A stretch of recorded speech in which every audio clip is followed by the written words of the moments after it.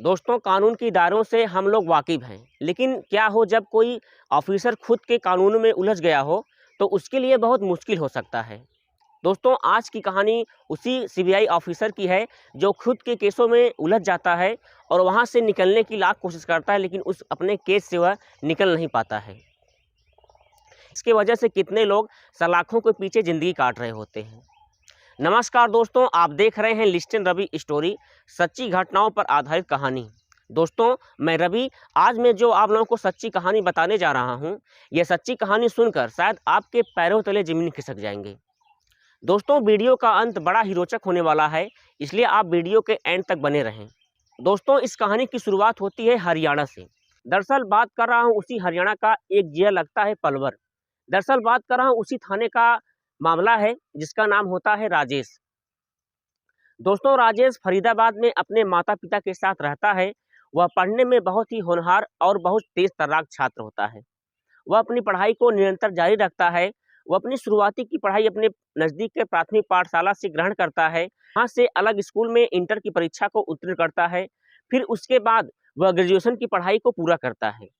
जब वह ग्रेजुएशन की पढ़ाई पूरा करता है, इसके बाद वह वनडे एग्ज़ाम की तैयारी करता है। और वनडे एग्ज़ाम की जो तैयारी करता है, बहुत लगन और मेहनत के साथ वह अपनी पढ़ाई को जारी रखता है।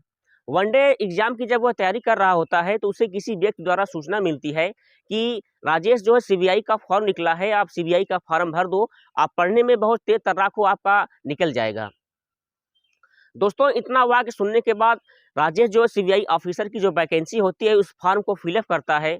फॉर्म को फ़िलअप करने के बाद वह उस वैकेंसी को पास करने के लिए वह बहुत दिन-रात मेहनत करता है। इसके बाद सीबीआई ऑफ़िसर की जो वैकेंसी होती है, उसकी परीक्षा देता है। परीक्षा देने के बाद कुछ महीनों बाद जब उसका रिज़ल्ट आता है, तो राजेश उस रिज़ल्ट में पास हो जाता है। इसके बाद जैसे ही रिज़ल्ट की खुशखबरी अपने माता-पिता को सुनाता है, तो उसके माता-पिता इस खुशखबरी को सुनने के बाद वाक़ई में बहुत खुश हो जाते हैं। इसके बाद जो राजेश होता है, उसकी पोस्टिंग जो पहली होती है, वह सीबीआई ऑफ़िसर के पद पर दिल्ली में वह तैनात होता है। दोस्तों जब दोस्तों जब राजेश सीबीआई ऑफ़िसर के पद पर तैनात हो जाता है, तो उसके माता-पिता को बहुत गर्व होता है। दोस्तों, गर्व क्यों नहीं होगा, क्योंकि सीबीआई ऑफ़िसर अपने आप में एक बहुत बढ़िया पोस्ट है। दोस्तों, जब सीबीआई ऑफ़िसर की पद पर जब राजेश तैनात हो जाता है, तो उसके माता-पिता को ये समझ जाते हैं कि हमारा बेटा अब जो है अपने पैर पर तैनात हो गया है। इसके बाद राजेश के घर शादियों की कुछ आमंत्रित जो है उसके घर आने लगता है। इसके बाद जो इसके पिता होते हैं, राजेश को फ़ोन लगाते हैं कि बेटा जो है आपकी शादी के लिए काफ़ी जो है निमंत्रण आ रहा है। इसके बाद वह अपने पिता से बातचीत करता है, पिता से कहता है कि पिताजी, जो हमारी सीबीआई ऑफ़िसर की जो पोस्टिंग है, कभी इस ज़िले में होती है, कभी उस ज़िले में होती है, कभी किसी राज्य में होती है। मेरा जो ड्यूटी है अलग-अलग होता है, इसलिए मैं शादी नहीं कर पाऊँगा। शादी कर लूँगा तो मैं अपनी पत्नी के साथ नहीं रह पाऊँगा, हमें कभी यहाँ रहना पड़ेगा, कभी वहाँ रहना पड़ेगा, इसलिए वह शादी करने से मना कर देता है। इसके बाद लोगों के द्वारा बात को मानने पर उसके पिता जो है मजबूर हो जाते हैं। इसके बाद राजेश को फ़ोन लगाते हैं। राजेश को फ़ोन लगाने के बाद फिर जो है अपने राजेश को फ़ोन लगाते हैं। राजेश को फ़ोन लगाने के बाद फिर वह अपने राजेश से बहुत नरमी के साथ फिर बात करते हैं कि बेटा शादी कर लो। और अंततः जाते-जाते जो राजेश के पिता होते हैं, राजेश को शादी करने पर मजबूर ही कर देते हैं। इसके बाद वह शादी करने के लिए हाँ कर देता है। इसके बाद लड़की और लड़कियों को दिखाया जाता है। राजेश लड़की को पसंद करता है, जो लड़की होती है राजेश को पसंद करती है। दोस्तों, जो राजेश के साथ उस लड़की की शादी हो रही होती है, उस लड़की का नाम होता है करिश्मा। करिश्मा देखने में बहुत तेज़-तर्राक, खूबसूरत व स्मार्ट और काफ़ी पढ़ी-लिखी लड़की होती है और काफ़ी वह अच्छे घराने से ताल्लुक़ रखती है। जो उसकी फैमिली होती है, काफ़ी एजुकेटेड फैमिली होती है। इसके बाद करिश्मा और राजेश की शादी होती है। शादी होने के बाद दोनों एक-दूसरे के साथ काफ़ी खुशहाल ज़िंदगी बिता रहे होते हैं। ज़िंदगी बिताने के साथ-साथ इनके साथ काफ़ी अच्छा समय गुज़र रहा होता है। लेकिन दोस्तों, गुज़र रहा होता है। शादी के कुछ महीने बाद जो करिश्मा होती है, 2 बच्चों की जन्म देती है। जन्म देने के बाद दोनों लड़के जो है काफ़ी खुशहाल से अपनी ज़िंदगी अपने माता-पिता के साथ बिता रहे होते हैं। दोस्तों, जो राजेश होता है फरीदाबाद में रहते हुए भी जो अपनी ड्यूटी होता है, वह काफ़ी दूर-दराज करता है। इस बात को लेकर जो उसकी पत्नी होती है करिश्मा, काफ़ी नाराज़ हो जाती हैं कि यह जो है हमारे साथ नहीं रह रहा है और अपनी जो ड्यूटी है काफ़ी दूर कर रहा है। इस बात को लेकर वह काफ़ी चिंतित रहती थी और काफ़ी परेशान रहती थी। इसलिए जो है देखते-देखते दोस्तों एक दिन ऐसा वक़्त आ जाता है, जो उसकी पोस्टिंग होती है पलवल थाने में ही हो जाती है राजेश की। और जो उसकी पोस्टिंग होती है वह अस्थायी होती है कि इस थाने से आपको कहीं दूर नहीं जाना है, जो सभी केसें होंगी आपको इसी थाने को देखना है। और इस बात को लेकर जो उसकी पत्नी होती है वह काफ़ी खुश हो जाती है कि अब तो इसकी पोस्टिंग यही हो गई है, अब यही मेरे साथ रहेगा। दोस्तों पलवल थाने में पोस्टिंग होने के साथ-साथ लेकिन वह सुबह 7 बजे निकल जाता था, वह रात को 11 बजे ही आता था। और बातचीत नहीं करता था अपनी पत्नी से, वह सो जाता था, खाना-पीना खाकर सो जाता था। फिर इसकी पत्नी जो होती है इस बात को लेकर फिर वह परेशान होती हैं, वह घबराई हुई होती हैं कि ये हमारे साथ जो है समय नहीं दे रहा है, हमारे साथ रह नहीं रहा है। इस बात को लेकर उसकी पत्नी काफ़ी परेशान रहती थी और मायूस रहती थी। दोस्तों जो इसकी पत्नी होती है करिश्मा, इसके घर एक दूध देने वाला आता था सुबह-सुबह। उस दूध देने वाले का नाम होता है मनीष। जो मनीष होता है वह सुबह-सुबह दूध देने आता था और दूध देने के साथ-साथ जब करिश्मा की मायूसी को देखता था तो वह पूछना नहीं चाहता था, लेकिन देखते-देखते वह एक दिन जो है करिश्मा से पूछ लेता है कि मैडम आप क्यों परेशान रहती हो, काफ़ी उदास रहती हो? जब भी मैं दूध देने यहाँ पर आता हूँ तो आप कुछ बोलती नहीं हो।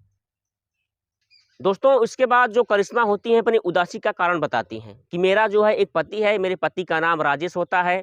मैं इस फ्लैट में 2 बच्चों के साथ रहती हूँ, लेकिन मेरा जो पति होता है सुबह 7 बजे वह घर से निकलता है, रात को 11 बजे कभी 12 बजे वह ड्यूटी कर कर आता है और वह एक अच्छे सीआई पोस्ट पर तैनात है। लेकिन वह मेरी सभी इच्छाओं को पूरा नहीं करता है, न ही मेरे साथ रहता है, न ही मुझे कहीं घुमाने लेकर जाता है, न ही कहीं मुझे पिक्चर दिखाने जाता है, बस इसी कमरे में दिन भर मैं बंद पड़ी रहती हूँ। दोस्तों इसके बाद जो राजेश होता है इसके बाद जो मनीष होता है, वह कहता है कि अपने पति को समझाओ और सभी इच्छाओं को उसको बताओ कि उसके साथ क्या-क्या करना चाहिए, कैसे-कैसे रहना चाहिए। इसके बाद जो करिश्मा होती हैं, वह कहती है कि मैं अपने पति को समझा चुकी हूँ, समझा कर थक कर हार गई हूँ, लेकिन वह मानता नहीं है। दोस्तों इसी तरह जो है सुबह-सुबह दूध वाला मनीष सुबह-सुबह दूध देने आता था। दूध देने के साथ-साथ उन दोनों प्यार भरी बातें करते थे और देखते-देखते जो मनीष होता है करिश्मा को अट्रैक्शन लगने लगता है और करिश्मा भी मनीष को देखकर अट्रैक्शन हो जाती है। इसके बाद जो उसकी पत्नी होती है करिश्मा, वह अपने पति राजेश से कहती हैं कि मुझे जो है मायके जाना है। इसके बाद जो इसकी राजेश की पत्नी होती है करिश्मा, वह कहती है कि मुझे मायके जाना है। इसके बाद जो इसका पति होता है तो वह कहता है कि आप मायके चले जाओ, इसमें क्या दिक्कत है? तो उसकी जो पत्नी होती है कहती है मैं मायके जाऊँगी, लेकिन इन दोनों बच्चों को साथ लेकर नहीं जाऊँगी। तो इस पर राजेश कहता है कि दोनों बच्चे काफ़ी दिन से ननिहाल नहीं गए हैं, वह उन्हें नानी की याद आ रही होगी, इन्हें भी साथ लेकर जाओ। इससे वह घबरा जाती है लेकिन बाद में फिर सोचने लगती है कि चलो ठीक है बच्चों को मैं लेकर जाती हूँ।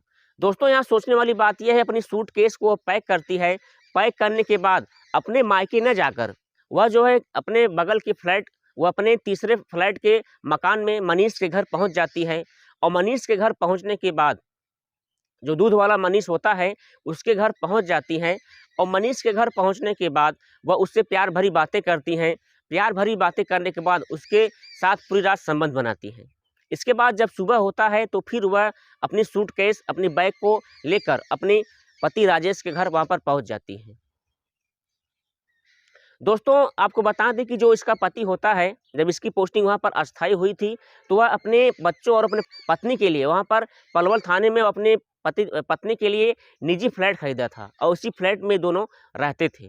दोस्तों इसके बाद जब वो अपनी बैग को लेकर उस फ्लैट में पहुंचती है तो पहुंचने के बाद जो इसके पिता होते हैं उन दोनों बच्चों से पूछते हैं कि बच्चों ये बताओ नानी के घर आप गए थे तो बताओ मामा मामी और नाना नानी कैसे थे। तो उसके दोनों बच्चे जो होते हैं बताते हैं कि पिताजी मैं तो अपने बगल के तीसरे फ्लैट में गया था, वहाँ पर मुझे मम्मी लेकर गई थी और फिर जब सुबह हुआ तो फिर लेकर वापस जो है अपने कमरे में लेकर पहुँच गई। इतना वाक़या सुनने के बाद जो राजेश होता है चौंक जाता है, घबराने लगता है कि मेरी पत्नी जो है मुझसे झूठ बोल रही है। इसके बाद तुरंत वह जो है ससुराल वालों को फ़ोन लगाते हैं। फ़ोन लगाने के बाद वह ससुरारी में अपने फ़ोन लगाते हैं। फ़ोन लगाने के बाद वह पूछते हैं, अच्छा ये बताओ जो हमारी पत्नी करिश्मा है क्या ससुराल गई थी? तो परिवार वाले पूछते हैं वो ससुराल आने के लिए कही थी लेकिन अभी तक आई नहीं। फिर उसके ससुराल वाले पूछते हैं अच्छा ये बताओ कोई दिक्कत है या कुछ दिक्कत हो गई है तो सब कुछ ठीक है ना? तो राजेश कहता है बिल्कुल सब कुछ ठीक है, क्योंकि राजेश को तो मालूम था कि क्या ठीक हो रहा है, क्या गलत हो रहा है। इसके बाद राजेश जो ससुराली वालों का फ़ोन काट देता है। फ़ोन काट देने के बाद वो तुरंत करिश्मा से मिलता है और करिश्मा से पूछता है कि ये बताओ तुम कल रात कहाँ गई थी? उस दूध वाले के पास क्यों चली गई थी? इसके बाद जो उसकी पत्नी करिश्मा होती है, वह कहती है कि मैं दूध वाले के पास जाऊँ या किसी के पास जाऊँ, तुम क्या होते हो? तुम क्या होते हो? तुम किसी के बारे में तुम क्या होते हो? तुम मेरे बारे में मत बोलो। जब तुम्हें काम से छुट्टी मिल जाए तब मुझे बात करना। इतने वाक्य सुनने के बाद वह डर जाता है, सहम जाता है कि मेरी ये पत्नी है, मुझसे इस तरह से बात कर रही है। दोस्तों, एक दिन की बात होती है, मार्केट में मनीष और करिश्मा दोनों हाथ पकड़कर टहल रहे होते हैं। इसके बाद जो सीबीआई ऑफिसर राजेश होता है, वह अपनी पत्नी को देख लेता है और देखने के बाद मनीष के पास पहुँचता है, कहता है ये बताओ तुम मेरी पत्नी का हाथ क्यों पकड़े हुए हो? इसके बाद जो उसकी पत्नी होती है करिश्मा, वह कहती है मेरा हाथ पकड़े या मेरे साथ कुछ करे, आप बीच में मत बोलो। इसके बाद कुछ यहाँ पर बातचीत कुछ बढ़ जाती है। इसके बाद जो उसकी पत्नी करिश्मा होती है, मनीष की तरफ इशारा करती है। जैसे ही मनीष की तरफ इशारा करता है तो मनीष एक पत्थर उठाकर उसके सिर में मार देता है। सिर में गहरी चोट लगने के कारण वह नीचे गिर जाता है। गिरने के बाद वह तड़प रहा था, छटपटा रहा था। इसके बाद जो उसकी पत्नी करिश्मा होती है, मनीष को कहती हैं कि मैंने तुम्हें जो है इसके चुप करने के लिए बोला था, पत्थर से मारने के लिए नहीं बोला था। अच्छा तुम यहाँ से भाग जाओ, नहीं तो अभी हम दोनों को बहुत बुरी तरह से केस में फँस सकते हैं। इसके बाद जो इसकी पत्नी होती है, आनन-फानन में इसे जो है हॉस्पिटल लेकर जाती है। हॉस्पिटल ले जाने के बाद इसे वहाँ पर भर्ती कराती है। भर्ती कराने के बाद जब इसे होश आता है, तो अपनी पत्नी की तरफ देखता है, लेकिन पत्नी से कुछ बोल नहीं रहा था। उसे बस इतना कहता है कि मेरी सरकारी लेटर पर जो है, इस पे बस ये साइन कर दो कि मुझे 10 दिन की छुट्टी चाहिए। दोस्तों, जब इसे सरकारी लेटर पर जब इसकी पत्नी साइन करती है, बोलती है मुझे कुछ ज़रूरी बीमारी कारण मुझे ज़रूरी बीमारी होने के कारण मुझे 10 दिन की छुट्टी चाहिए, तो सीबीआई ऑफिसर की पोस्टिंग की तरफ से उसे छुट्टी मिल जाता है। दोस्तों, 5-6 दिन बीत जाते हैं। इसके बाद जो राजेश होता है, अपनी पत्नी को लेकर वह अपने गाँव पहुँचता है। जब अपने गाँव पहुँचता है तो अपने माता-पिता को बताता है, सारी घटनाओं को बताता है। इसके बाद इसके माता-पिता इस घटना को सुनने के बाद काफ़ी चौंक जाते हैं, सहम जाते हैं। तुरंत ससुराल वालों को इसकी अपनी बेटी के करतूत के बारे में वह सब कुछ बता देते हैं। दोस्तों, इधर सोचने वाली बात ये थी कि जो राजेश होता है, राजेश भी डर गया था, सहम गया था। वह जो है अपनी घर जो सीबीआई ऑफिसर लोगों को कुछ सीनियर ऑफिसर लोगों को बुला लेता है और कहता है कि यार मैं सभी समस्याओं को सुलझाता हूँ, बड़े से बड़े केस को सॉल्व करता हूँ, बड़े से बड़े केस को सॉल्व करता हूँ, लेकिन आज मैं खुद अपनी पत्नी के करतूतों से परेशान हो गया हूँ। इसके बाद इतना वाक्य कहने के बाद वह ज़ोर-ज़ोर से रोने लगता है। वहाँ पर जो मौजूद सीनियर कर्मी होते हैं, वह कहते हैं कि आप इससे अच्छा है, आप जो है कोर्ट चले जाओ। दोस्तों, इसके बाद जो राजेश होता है, इस मैटर को लेकर वह कोर्ट में पहुँच जाता है और कोर्ट में पहुँचने के बाद करिश्मा और राजेश की पेशी होती है। पेशी होने के बाद कोर्ट में जब इन दोनों को पेश किया जाता है, तो कोर्ट के सामने जो करिश्मा होती है, वह जो है जज साहब को खुलकर सारी बातों को बता देता है कि जज साहब, जो मेरा पति होता है, सुबह 7 बजे उठता है, रात को 11 बजे जाता है। रात 11 बजे आने के बाद वह जो है सो जाता है, थक जाता है, मेरी सारी इच्छाओं को वह पूरा नहीं करता है। जब मैं इसे सारी इच्छाओं की बात करता हूँ, तो वह जो है नकार देता है। नकारने के बाद फिर वह सुबह ड्यूटी जाता है, फिर वह रात को आता है। इसलिए मैं जो है इससे परेशान होकर अपने दूध वाले मनीष के साथ मैंने शारीरिक संबंध बनाया। इस बात को मैं भी कबूल करती हूँ। दोस्तों, इतना वाक्य सुनने के बाद जो कोर्ट के जज होते हैं, उनकी पैरों तले ज़मीन खिसक जाती है। मामला को गंभीर में लेते हुए 18 जनवरी 2024 को मनीष और करिश्मा को दफ़ा 302 के तहत धारा लगाकर इन्हें जेल के सलाखों के पीछे खड़ा कर देते हैं। तो भारत सरकार को ऐसे केस में क्या करना चाहिए, क्या सुविधाएँ देनी चाहिए, ताकि ये इसी कोर्ट जो है किसी के सामने ऐसी समस्याएँ किसी के सामने ना आए। दोस्तों, इस कहानी को सुनने के बाद आपकी राय क्या है, कमेंट सेक्शन में ज़रूर लिखें और ऐसे अमेजिंग इन्फॉर्मेशन वीडियो के लिए हमारे चैनल को सब्सक्राइब कर लीजिए, ताकि सच्ची घटना पर आधारित कहानी आपको मिल सके। मिलते हैं नई पेशकश कहानी के साथ, तब तक के लिए धन्यवाद।